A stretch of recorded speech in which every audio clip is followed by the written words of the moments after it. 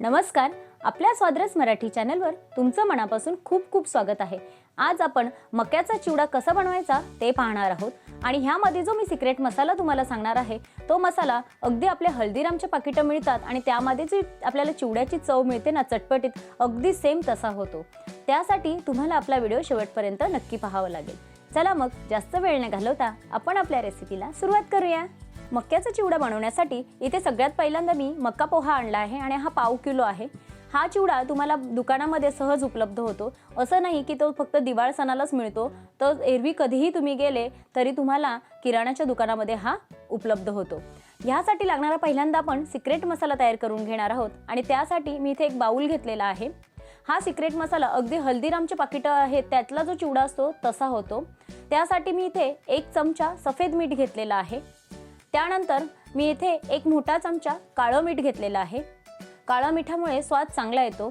त्यानंतर 1 छोटा चमचा मी हळद घेतलेली आहे बघा, हे प्रमाण पाव किलो पोह्यासाठी आहे। त्यानंतर इथे 2 मोठे चमचे मी लाल तिखट घेतलं आहे। हे लाल तिखट जास्त तिखट आहे, तिखटाचे प्रमाण तुमच्या आवडीने कमी जास्त करा, मी यामध्ये मिरची टाकणार नाहीये नंतर। त्यानंतर इथे 1 मोठा चमचा मी चाट मसाला घेतला आहे बघा। चाट मसाल्यामुळे चटपटीत चव छान लागते आपल्या चिवड्यामध्ये। त्यानंतर ही ना बडीसोपची पावडर आहे। ही बडीसोप मी थोडीशी भाजून घेतली होती आणि त्याची जाडसर भरड मिक्सरमधून काढून घेतली आणि थोडी चाळून घेतली आहे। ही बडीसोप चिवड्यामध्ये टाकणं गरजेचं आहे। ह्या बडीसोपमुळे अगदी चिवड्याला स्वाद खूप छान येतो। आता ह्यामध्ये आंबट गोड चव येण्यासाठी आपण पिठी साखर टाकणार आहोत आणि ही पिठी साखर मी 3 चमचे टाकते आहे बघा भरून। यामुळे ही आपल्या चिवड्याला अगदी छान चव येते आणि हा जो सिक्रेट मसाला आहे ना, ह्या मसाल्याची चव अगदी बाजारातले जो चिवडा मिळतो ना त्या चिवड्यामध्ये जी चव मिळते ना तीच चव सेम ह्या आपल्या मसाल्यामुळे मिळते। त्यामुळे हा मसाला तुम्ही करून ठेवला आणि एरवी कधीही कोणताही चिवडा बनवायला घेतला आणि हा मसाला टाकला तरी देखील चालू शकतो। अगदी उत्तम मसाला होतो आणि याची चवही खूप छान लागते। अशा सगळ्या गुठल्या आपल्या पिठी साखरच्या आपण फोडून घ्यायच्या आणि आपला आता मसाला चिवड्यासाठी रेडी आहे। आपण आता मका पोहा तळण्यासाठी गॅसवर कढईत तेल गरम करायला ठेवलं आहे बघा मी, आणि आता तेल चांगलं कडकडीत गरम झालं आहे। या स्टेजला मी मुठभर मके पोहे यामध्ये टाकून घेते आणि छान असे कुरकुरीत होईपर्यंत तळते। इथे एक काळजी घ्यायची, गॅस आपली मीडियम ठेवायची। बघा तुम्ही व्यवस्थित हे मके पोहे छान फुलल्यानंतर आपण एका ताटामध्ये टिश्यू पेपर घ्यायचा आणि त्यामध्ये हे पोहे काढायचे। ह्यामुळे काय होतं, जो एक्स्ट्रा तेल असतो तो हा टिश्यू पेपर शोषून घेतो बघा। आता असंच मी दुसरी बॅच देखील ह्यामध्ये टाकून घेते आहे। आपल्या कढईमध्ये किंवा पॅनमध्ये जेवढे बसतील मके पोहे तेवढेच टाका, जास्त गर्दी करू नका। त्यामुळे काय होतं, अर्धे पोहे तळले जातील आणि अर्धे तळले जाणार नाहीत गर्दी असल्यामुळे। त्यामुळे जेवढे बसतील तेवढेच टाका, त्यामध्ये व्यवस्थित असे कुरकुरीत करून घ्या आणि छान असे पुन्हा झाऱ्याच्या साहाय्याने तेल गाळून एका टिश्यू पेपरवर काढून घ्या, म्हणजे एक्स्ट्रा जो तेल असतो तो निघून जातो। बाजारातील मका पोहा कसा तेलकट असतो, पण आपण जेव्हा हा घरी करतो तेव्हा तेलही शुद्ध असतं किंवा चांगलं असतं आणि तो तेलकटही अजिबात होत नाही, कारण आपण चांगलं तेल गाळून घेतो। बघू शकता तुम्ही, अजिबात तो तेलकट होणार नाही, इतका छान होतो हा मका पोहा।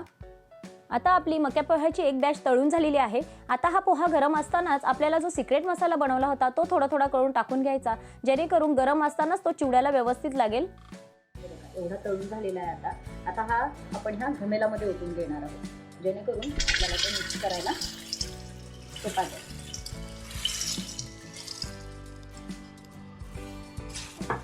आता पुढचं आपण तळून घेणार आहोत। आता त्याच कढईमध्ये मी अर्ध वाटी सुका खोबरा हा कापून घेतला होता पातळ असा, तो तळून घेणार आहोत। आपल्या चिवड्यासाठी लागणारा हा जो सुका खोबरा आहे तो व्यवस्थित असा खरपूस होईपर्यंत तळायचा, जास्त करपवायचा नाही, मात्र गॅस ही बारीकच ठेवायची।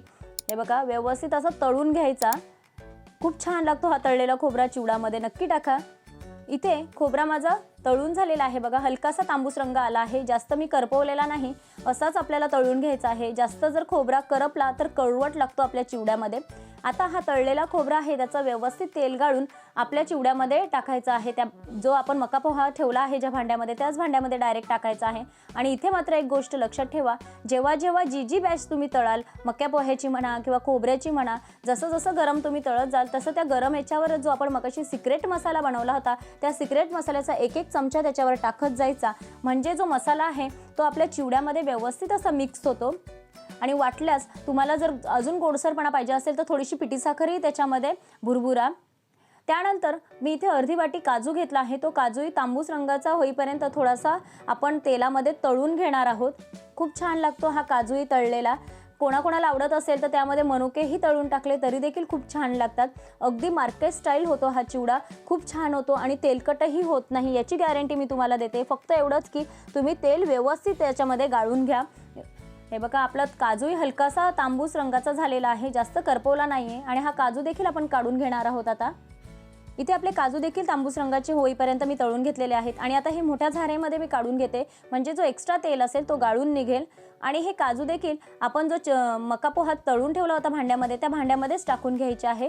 इथे एक गोष्ट मात्र लक्षात ठेवा, जेव्हा पण जी गोष्ट तुम्ही तळाल आणि जेव्हा ती मक्याच्या चिवड्यामध्ये तुम्ही टाकाल तर त्यावर आपला सिक्रेट मसाला टाकायला विसरू नका. हे बघा, आता इथे मी सिक्रेट मसाला टाकून घेते, पण ते कॅमेऱ्यात तुम्हाला दिसलं नाही आहे. त्यानंतर अर्धी वाटी मी ह्यामध्ये बदाम टाकून घेतलेले आहेत आणि तेही लालसर होईपर्यंत थोडेसे मी तळून घेणार आहेत. आणि एक साईडला मी मसालाही टाकला आहे. आता बघा, इथे आपले बदाम देखील थोडेसे हलकेसे तांबूस रंगावर तळून झालेले आहेत. फक्त इथे एक गोष्ट लक्षात ठेवा की गॅस ही बारीकच ठेवा. ड्रायफ्रूट्स जेव्हा तळणार तेव्हा तुम्ही गॅस बारीक ठेवा, नाही तर ड्रायफ्रूट्स पटकन असे करपले जातात. छान असे बदाम देखील तळून झालेले आहे, तेल देखील गाळून झालेलं आहे. आणि आता हे देखील आपण ह्या मिश्रणामध्ये टाकून घेणार आहोत. आणि आपला पुन्हा मसाला ह्यामध्ये आपण टाकून घेणार आहोत. बघा, कारण गरम आहे, ते गरम याच्यावरच आपण मसाला भुरभुरत गेलो तर तो चिवड्यामध्ये व्यवस्थित मिक्स होतो. आता सगळ्यात महत्त्वाचं म्हणजे आपल्या चिवड्याची जान म्हणजे आपले शेंगदाणे. हे शेंगदाणे देखील आपण व्यवस्थित तळून घेणार आहोत. यामध्ये आपले शेंगदाणे देखील बघा आता छान असे तळून झालेले आहेत, जास्त काळे करायचे नाही. त्याचा पापुद्रा सुटायला लागला की याचा अर्थ आपले शेंगदाणे असे खरपूस तळून झालेले आहेत. ते देखील असे काढून घ्यायचे. असे 2 झारे वापरल्यामुळे काय होतं माहिती आहे का, जे एक्स्ट्रा तेल असतो ना तो निघून जातो आणि चिवडा अजिबात तेलकट होत नाही याची गॅरंटी मी देते. असं तेल तुम्ही गाळून घेतलं तर. आणि खायलाही तितकाच छान लागतो, कारण आपल्या घरच्या साहित्यातून बनवला आहे, छान तेल वापरलेलं आहे, त्यामुळे मुलांना खायलाही चांगलं आहे, अजिबात तेलकट होत नाही. बघा, आता हे शेंगदाणे देखील आपण ह्या भांड्यामध्ये काढून घेणार आहोत. आणि पुन्हा तेच, त्याच्यावर मसाला टाकायला विसरायचं नाही. त्यानंतर मी एक अर्धी वाटी फ्रेश कढीपत्ता घेतला आहे. जेवढा कढीपत्ता तुम्ही जास्त टाकाल तेवढा आपल्या चिवड्याला स्वाद चांगला येईल. मस्त असा खरपूस होईपर्यंत हा कढीपत्ता देखील आपण तेलामध्ये तळून घेणार आहोत. छान असा खरपूस होईपर्यंत तळायचा. खूप छान होतो हा चिवडा, एकदम मार्केट स्टाईल. तुम्ही तो मसाला टाकून चिवडा केला ना तर तुम्ही त्या चिवड्याची चव कधीच विसरणार नाही. इतका छान चिवडा होतो. थोडी साखर पाहिजे असेल तर त्याच्यावर टाका तुम्ही, खूप छान होतो हा. आता आपला कढीपत्ता देखील खरपूस होईपर्यंत तळून झालेला आहे, एकदम कुरकुरीत झालेला आहे. बघा, हा कढीपत्ता देखील आपण चिवड्यामध्ये मिक्स करून घेणार आहोत. कढीपत्ता हा केसांसाठी खूप चांगला असतो, त्यामुळे कढीपत्ता नुसता खाल्ला किंवा असा चिवड्यामधला खाल्ला तरी देखील चालू शकतो. आता आपण पुन्हा याच्यामध्ये जो मसाला केला होता तो भुरभुरून घेणार आहोत चिवड्यामध्ये. बघा, सगळं आपला चिवडा तयार आहे हा. बघा, आता ना आपण याला हलक्या हाताने मिक्स करून घेऊया. छान असं मिक्स करून घ्यायचा. बघा,